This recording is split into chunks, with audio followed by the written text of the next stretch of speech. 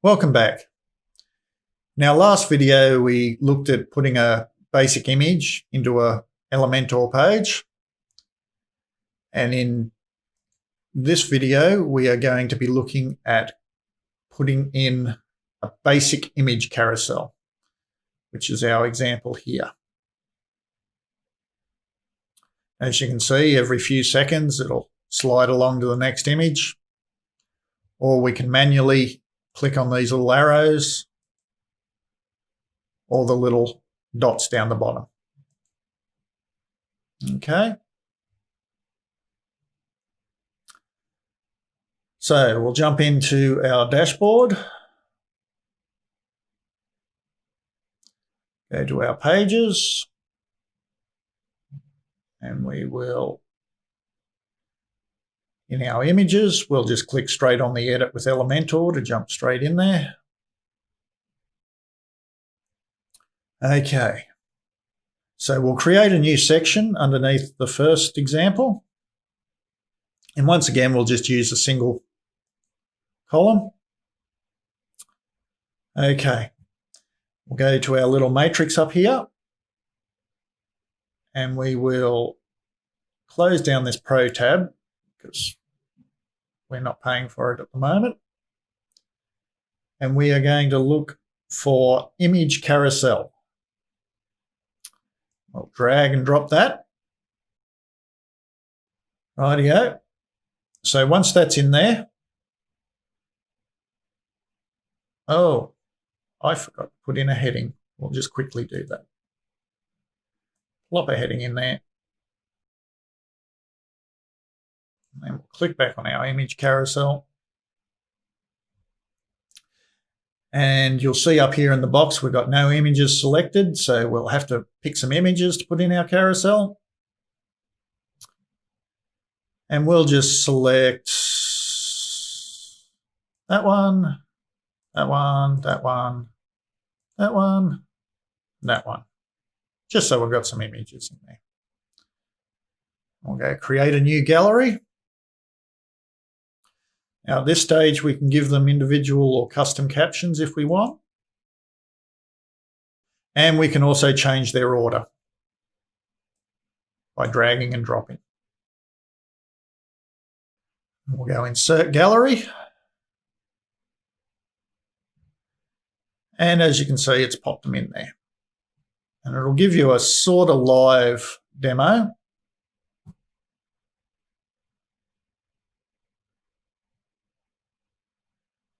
And once again, we've got similar options to image. We can change our sizes.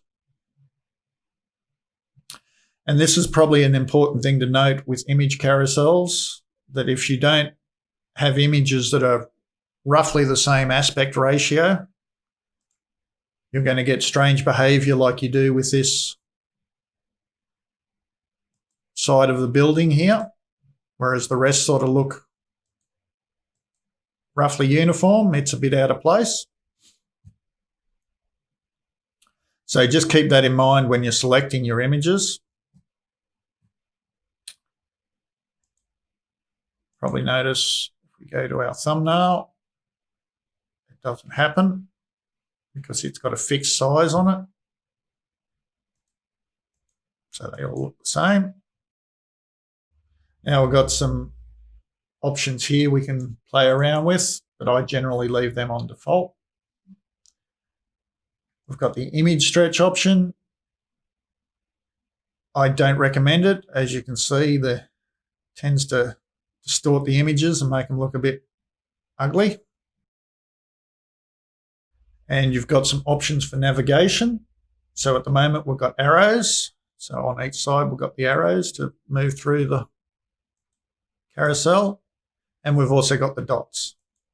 Now, of course, if you only want one or the other, you can select that. Or if you want none, you can select that as well. So for example, we might not want the dots, only the arrows. As you can see, that changes it up to that. If you change the size, you can probably get a bit more of a Oh, that made something weird happen, didn't it? But that doesn't really work very well, does it? So for now, we'll just keep them as thumbnails. And of course, personally, what I'd recommend doing, if you really had to use this image in your carousel, I would go and use a photo editor to resize it or make another image with the proper aspect ratio. In this case, I'm just going to be lazy and take that image out by coming in here and just clicking on the little X. As you can see, it brings everything back to being relatively neat again. I'll also change the navigation back to having both the arrows and dots. We could also have a custom link on this, much like the others, and we can show different options with the captions. Because we haven't put any captions on ours, that won't show up, but we could put in the titles, which again, if you haven't updated the media library, they'll just be the file names, or the descriptions. We don't have any descriptions on these ones, I don't think. Okay. Under additional options, we can have it set to autoplay, so it automatically starts playing. Pause on hover, as the name suggests. When you move your mouse over it, it'll stop playing the slideshow. Pause on interaction. And here we've got things like the autoplay speed.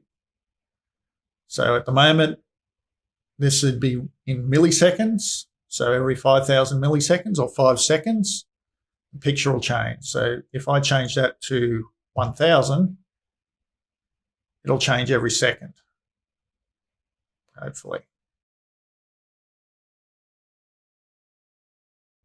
And we can also change the animation speed. So we might want it to slide through quicker. And you can change how many times it loops through. So if you don't want it to endlessly loop through, it'll just do it once. And you could also change the direction. So you can have it going left to right or right to left. I'd probably leave those settings a bit longer. You don't want it to be too jarring or distracting. Once you're happy with those changes, you can update. You can also look into your styles. So you can change the positioning of the arrows and the dots. Play around with the spacing on the images, how they're aligned.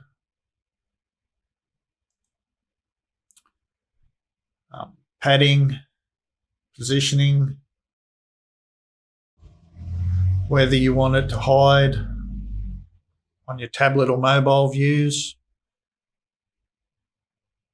They're all the options you can play around with in here under advanced. Another thing you can do as well, as you can see, it's keeping in line with our main content columns.